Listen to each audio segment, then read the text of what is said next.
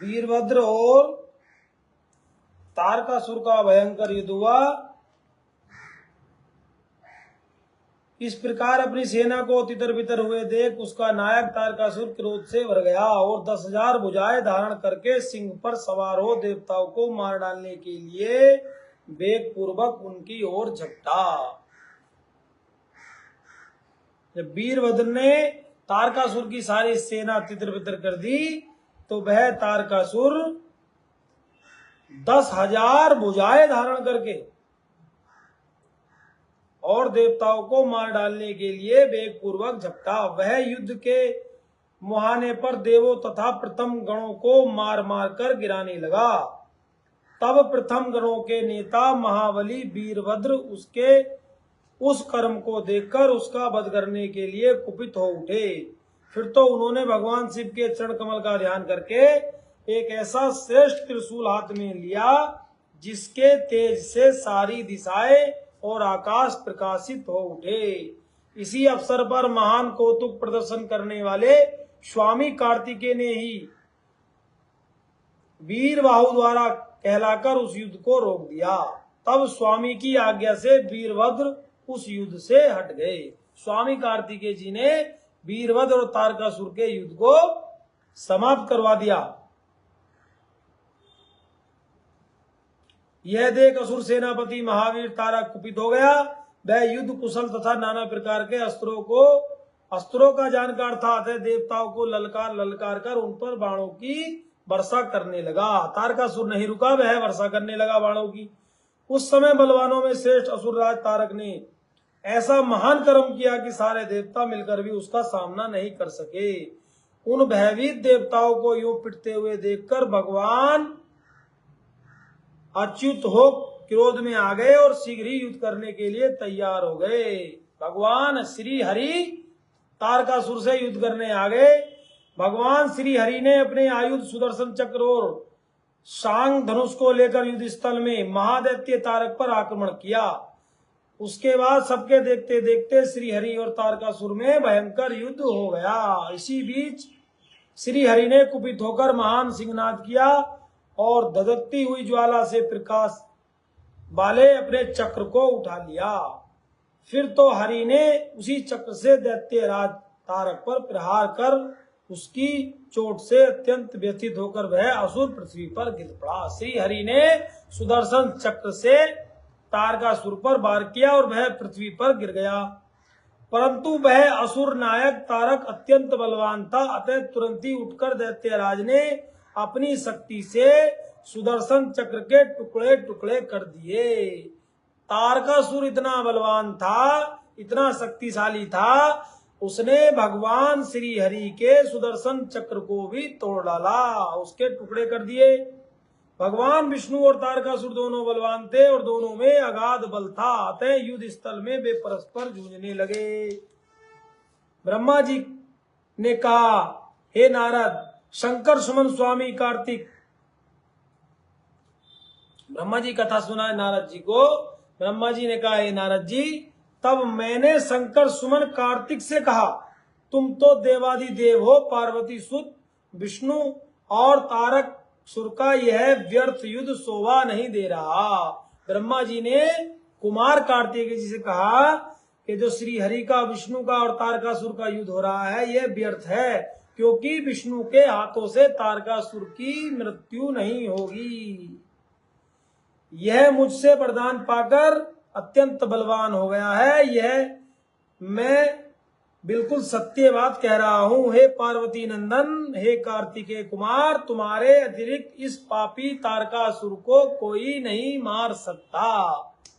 ब्रह्मा जी कह रहे हैं कि कुमार, आपके सिवा कोई नहीं मार सकता। इसलिए हे महाप्रभु कार्तिकेय, तुम्हें मेरे कथन अनुसार ही करना चाहिए। तुम शीघ्र ही इस दैत्य का वध कर डालो, क्योंकि पार्वती पुत्र तारक का संहार करने के निमित्त ही तुम शंकर जी से उत्पन्न हुए हो। ब्रह्मा जी ने कार्तिकेय जी को बताया कि तुम्हारी जो उत्पत्ति है शंकर जी के द्वारा, इस तारकासुर का वध करना ही मुख्य आपका कार्य है। यूं मेरा कथन सुनकर शंकर नंदन कुमार कार्तिकेय ठटाकर हंस पड़े और प्रसन्नता पूर्वक बोले, तथास्तु ऐसा ही होगा। तब महान ऐश्वर्यशाली शंकर सुवन कुमार कार्तिकेय तारकासुर के वध का निश्चय करके विमान से उतर पड़े और पैदल हो गए।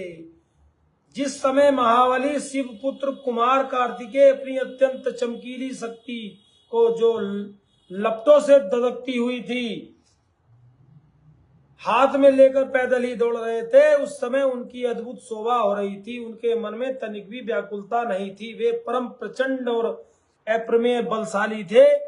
उन षड़मुख को अपनी ओर आते देखकर तारकासुर श्रेष्ठों से बोला, क्या शत्रुओं का संहार करने वाला कुमार यही है? मैं अकेला वीर इसके साथ युद्ध करूंगा और मैं ही समस्त वीरों, प्रथम गणों, लोकपालों और श्री हरि जिनके नायक हैं उन देवों को मार डालूंगा। तारकासुर ने कहा कि मैं कुमार कार्तिकों को भी मार दूंगा और सभी देवताओं को, लोकपालों को और श्री हरि को भी मार डालूंगा। उसके बाद देवताओं को दुर्वचन कहकर वह तारकासुर भीषण युद्ध करने लगा। उस समय बड़ा विकट संग्राम हुआ। तब शत्रु वीरों का संहार करने वाले कुमार कार्तिकेय ने शिव जी के चरणों का स्मरण करके तारक के वध का मन में विचार किया। कार्तिकेय जी ने शंकर भगवान का ध्यान करके तारकासुर का वध किया का निश्चय किया। महातेजस्वी बलशाली कुमार रोषावेश में आकर गर्जना करने लगे और बहुत बड़ी सेना के साथ युद्ध के लिए डटकर खड़े हो गए। उस समय समस्त देवताओं ने जय जयकार का शब्द किया। तारक और कुमार कार्तिकेय का संग्राम प्रारंभ हो गया, जो अत्यंत दुस्सह, महान, भयंकर और संपूर्ण प्राणियों को भयभीत करने वाला युद्ध था। कुमार और तारक दोनों की शक्ति युद्ध में परस्पर प्रवीण थी, अतः अत्यंत रोषावेश में वे परस्पर एक दूसरे पर प्रहार करने लगे। परस्पर पराक्रमी वे दोनों नाना प्रकार के पैतरे बदलते हुए गर्जना कर रहे थे और अनेक प्रकार से दाव पेच से एक दूसरे पर आघात कर रहे थे। उस समय देवता, गंधर्व और किन्नर सभी चुपचाप खड़े हुए युद्ध का दृश्य देख रहे थे।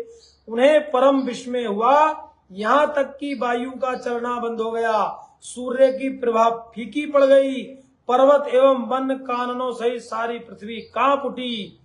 जब कार्तिकेय और तारकासुर का युद्ध हुआ तो सूर्य का प्रकाश भी फीका पड़ गया, हवा रुक गई और पृथ्वी वनों सहित कांपने लगी। इसी अवसर पर हिमालय आदि पर्वत स्नेह भूत होकर कुमार की रक्षा के लिए वहां आ गए। तब उन सभी पर्वतों को भयभीत देखकर शंकर एवं गिरजा के पुत्र कुमार कार्तिकेय उन्हें सांत्वना देते हुए बोले। कुमार कार्तिकेय ने कहा, हे पर्वतों, तुम लोग खेद मत करो, तुम्हें किसी प्रकार की चिंता करने की कोई आवश्यकता नहीं है। मैं आज तुम सब लोगों की आंखों के सामने ही इस पापी तारकासुर का काम तमाम कर दूंगा, इसको मार डालूंगा। उन पर्वतों तथा देवगणों को ढांढस बनाकर कुमार ने गिरजा और शंभु को प्रणाम किया और अपनी कांतिमय शक्ति को हाथ में लिया। शंभु पुत्र कुमार महाबली, महान ऐश्वर्यशाली तो थे ही, तब उन्होंने तारक का वध करने की इच्छा से शक्ति हाथ में ली। उस समय उनकी अद्भुत शोभा हुई। उसके बाद शंकर जी के तेज से संपन्न कुमार ने उस शक्ति से तारकासुर, जो समस्त लोगों को कष्ट देने वाला था, उस पर प्रहार किया। उस शक्ति के प्रहार से, आघात से तारकासुर के सभी अंग छिन्न भिन्न हो गए और संपूर्ण असुर गणों का अधिपति वह महावीर सहसा धराशायी होकर पृथ्वी पर गिर गया। कुमार कार्तिकेय के शक्ति के प्रहार से वह दैत्य तारकासुर पृथ्वी पर धराशायी हो गया। सबके देखते देखते वही कुमार द्वारा मारे गए तारक के प्राण पखेरु उड़ गए और कुमार कार्तिकेय द्वारा शक्ति का प्रहार करने से वह पृथ्वी पर मूर्छित होकर गिर गया और तारकासुर के प्राण पखेरु उड़ गए, उसका प्राण निकल गए और मृत्यु हो गई। उस उत्कृष्ट वीर तारका को महासमर में प्राण रहित होकर गिरा हुआ देखकर वीरवर कुमार ने पुनः उस पर वार नहीं किया।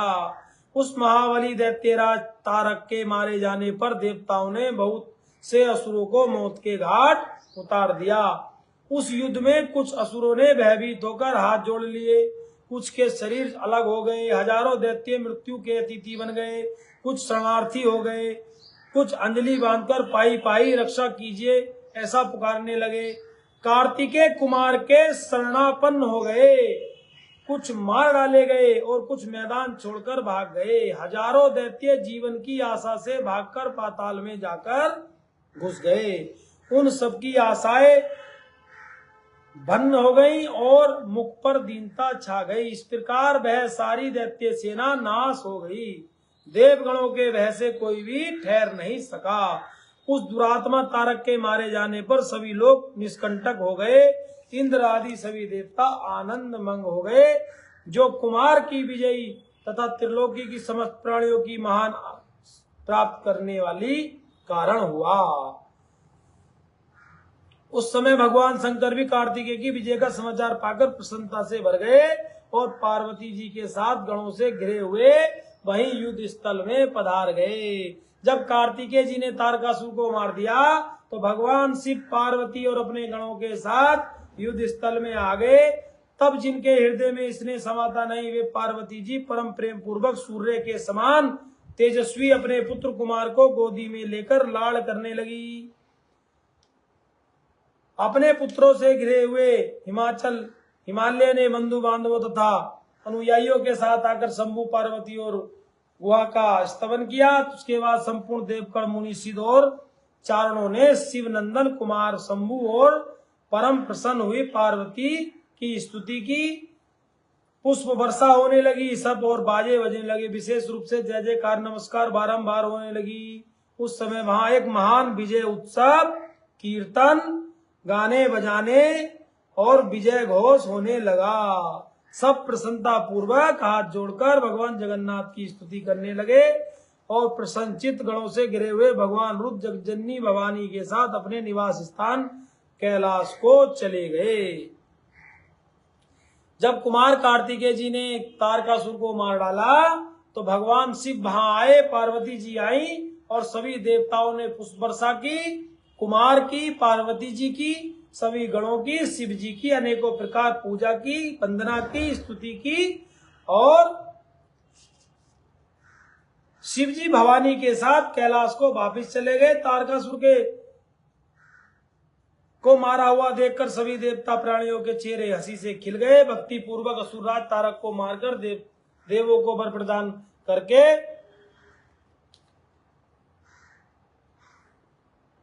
तुमने जगत को सुखी कर दिया है। कार्तिकेय जैसे देवता कहने लगे, अब तुम्हें परम प्रसन्नता पूर्वक अपने माता पिता पार्वती और शंकर जी का दर्शन करके शिवलोक के निवासभूत कैलाश पर जाना चाहिए।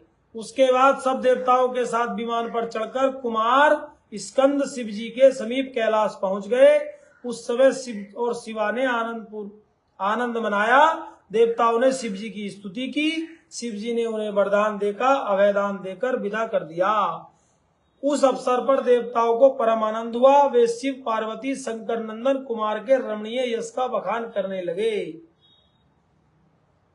इस प्रकार जो शिव भक्ति से ओतप्रोत सुखदायक एवं दिव्य है, कुमार का यह सारा चरित्र ब्रह्मा जी ने नारद जी को सुनाया। ब्रह्मा जी ने नारद जी को किस प्रकार कार्तिकेय जी का जन्म शिव जी के अंश से गंगा जी द्वारा और 6 ऋषि पत्नियों के पालन करने से 6 मुख के पुत्र कार्तिकेय जी शिव जी के अंश से उत्पन्न हुए और भयानक जो दुष्ट दैत्य था, अत्याचारी जो असुर था तारकासुर, उसको मारकर देवताओं को निर्भय कार्तिकेय जी ने कर दिया। कार्तिकेय जी की जय जयकार हो गई।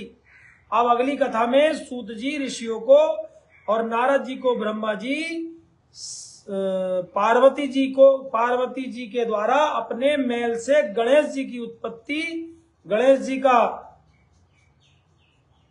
गणाध्यक्ष बनना और गणेश जी की जन्म की लीला महिमा के बारे में आगे की कथा सूत जी ऋषियों को सुनाएंगे। कल की कथा में गणेश जी का जन्म और गणेश जी ने किस प्रकार बाल लीलाएं की और ये सब गणेश जी का विवाह और कार्तिकेय जी के विवाह की कथा आगे शिव पुराण में श्रवण कराई जाएगी। बोलो शंकर भगवान की जय, उमापति महादेव की जय, हर हर महादेव शंभो।